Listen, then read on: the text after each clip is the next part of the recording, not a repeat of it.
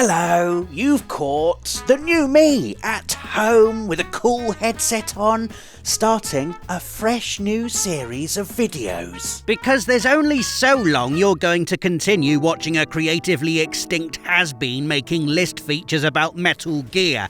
So we thought, hey, let's make a new series of videos that I'm tentatively calling Robservations, that don't have to be list features, but sometimes are. Videos that celebrate not just the games we love, but also delve into why we love them. Videos that feature the whole Access gang in hilarious skits and the same 3 wigs we've had in a cupboard since 2014. Yeah. Videos where I can be mean to the badger puppet and that give me an opportunity to champion lesser known and infrequently talked about hidden gems like Skyrim and Final Fantasy VII Remake. So your grand idea for a new series is that it's exactly the same as your old videos, except sometimes it won't be list features. Yes, that's right. Except this one is a list feature because I'm not quite ready for such a drastic change just yet. Anyway, in November, I became the proud owner of a PlayStation 5, and since then have noticed in myself a string of strange behaviours and odd gaming habits, the likes of which only happen during that magical new console honeymoon period. Things that under normal circumstances I just never do. So instead of bottling up this weirdness and hoping nobody notices, I've decided to write a video about it in the hope I'm not alone. Here we go then. 7 things gamers, or maybe just me, only do when they have a new console. Number 1, playing games in strange ways. Now, I've always been partial to a bit of stop and stare when it comes to tiny bits of graphical detail. Mud effects, water physics, you know me. But I still have not gotten over the novelty of how good PS5 games look, and so right now, gawping at environmental effects accounts for about 60% of my playing time. Here I am in Assassin's Creed Valhalla doing the thing. But Rob, I hear our regular viewers point out, you always look at water graphics, this is nothing new, and to you I say, no, look harder. Look at the bubbles forming and bursting around Eivor's feet as she wades through the shallows. Tiny little pockets of next-gen wizardry fizzing and popping in sync with your movements. I can't get enough of this. Here I am gawping at the lighting in Demon Souls in that corridor between the Lord's Path and the Bolitarian Palace. This is where I dwell, entranced by how good it looks. I mean, come on. And no, I'm not just continually walking back and forth along this 10 square metre patch of gothic splendour because I've been killed by the Tower Knight 3 times and am scared of fighting it again. Although I have been killed 3 times by the Tower Knight and am scared of fighting it again. By far my most unsettling new obsession, however, has been in FIFA 21, where, so enraptured have I become by the incredible level of detail of players' hair physics, I've spent literally hours doing super slow-mo replays just so I can watch Marcelo's glorious locks curling in the wind.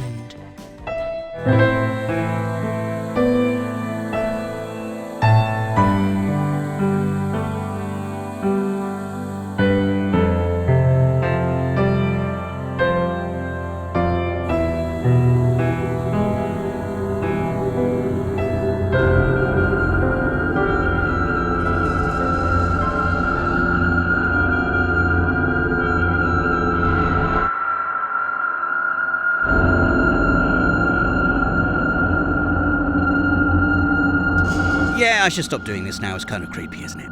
Anyway, let's get boring. Number 2, I like just being in the menus and seeing all the exciting things my new console can do. Admittedly, this particular honeymoon period lasted only a few days, but it was great while it lasted, and I discovered some wonderful things. Like, did you know you can prevent cross-site tracking in the web browser section of the system settings? I'm not sure I even know what cross-site tracking means, but I'm I'm sure as hell going to prevent it if that's a thing my PS5 can do. Where was this in the pre-launch hype? Super fast SSD. Hardware accelerated ray tracing. Haptic feedback. Prevent cross-site tracking. Also, whoever designed the look and sound of this toggle switch, oh, I salute you.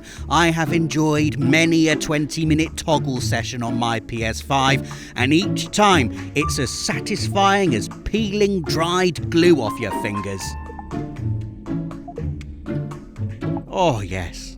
Number 3, reorganizing your entire living room, or whichever room it is your console will be living in. And when I say reorganizing, what I actually mean is deciding which stuff to chuck out to make room for the new arrival. But Rob, the naive among you may say, why don't you just move your old console out of the... Sorry. I don't even think I can finish that. Move your old console. And put it where? The attic? How am I supposed to stare at it powered off underneath my TV forevermore if it's in the attic? No, I have a 2-generation rule. Even though I can play pretty much any PS4 game I want on PS5, there will always be a current gen and a previous gen console in my setup. Thank you very much. Number 4.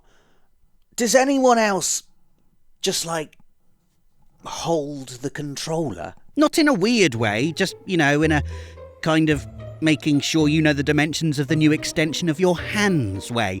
This is the controller you're going to be using for an entire generation after all. You need to make sure your fingers and thumbs know their way around it. Because when you're in the middle of a frantic multiplayer match or going up against the Tower Knight in Demon's Souls, the last thing you want is to not know the exact distance your thumb needs to travel to hit dodge or block or the PlayStation button, or close game.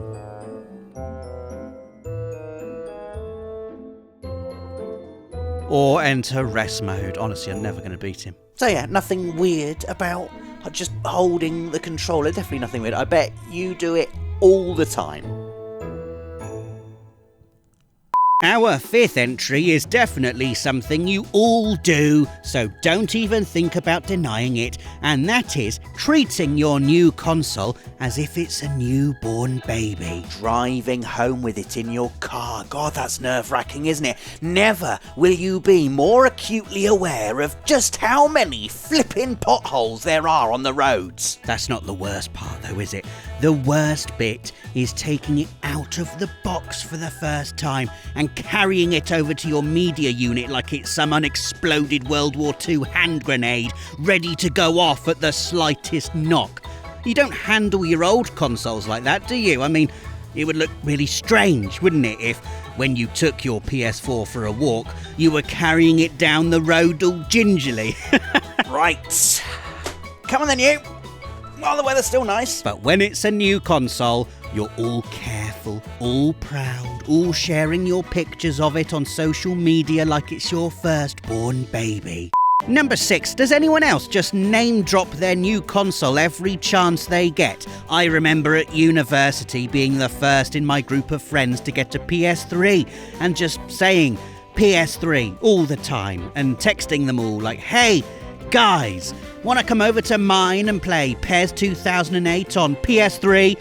Because it looks really good on the PS3, because the PS3 is super powerful and does really amazing PS3 graphics that you can only get on the PS3. PS, 3 of you can stay and watch me play Call of Duty 3 afterwards if you like. Sent from my PS3. That last one's a lie. You can't text from a PS3. But that's what I was like, just making sure everyone was aware that PES was now a PS3 affair, and that if they wanted to play PES with the best PS3 graphics to come to me because I had a PS3 and was better than they were. 7th entry. I'm struggling to think of what else I do, to be honest. But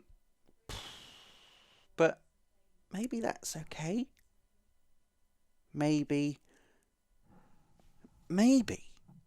this is the creative liberation I've been seeking with these new videos that are absolutely nothing like my old videos. Maybe I don't have to think of 7 things all the time. Maybe there are other numbers. There are other numbers! There are other numbers! 6, 4, 12. There are other numbers! Subscribe!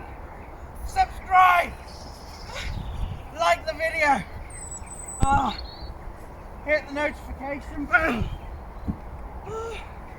I'm tired now.